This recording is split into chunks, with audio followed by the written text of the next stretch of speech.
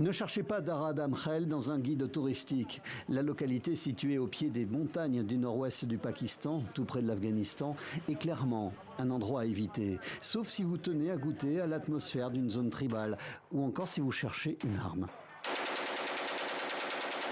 Des kalachnikovs, des répliques du M16 américain, des armes de poing, des imitations d'anciens pistolets à silex, tout type de munitions, Dara Damkhel est le plus grand marché d'armes au monde.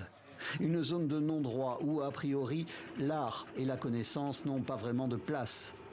Mais au milieu du bruit des machines et des détonations se trouve cette maison rose. Un oasis de culture où les rayonnages et le calme tranchent avec l'ambiance de la ville.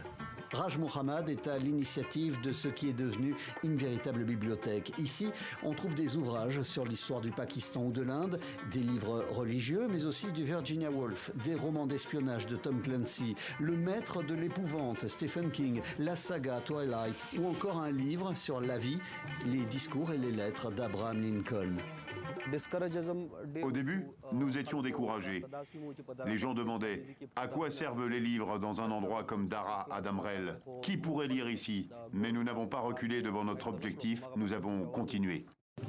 Les personnes qui vendent des armes sont de plus en plus nombreuses à se rendre à la bibliothèque et y passer du temps. Lorsque Shafiullah Afridi ne travaille pas dans la bibliothèque bénévolement, son métier est vendeur d'armes.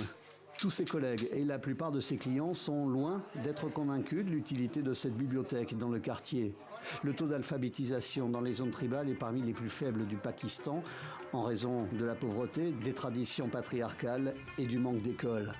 500 abonnés, on est loin du succès, mais des donateurs locaux commencent à prendre conscience que l'arme de la connaissance aurait sans doute plus d'avenir que celle que l'on trouve dans les magasins du coin.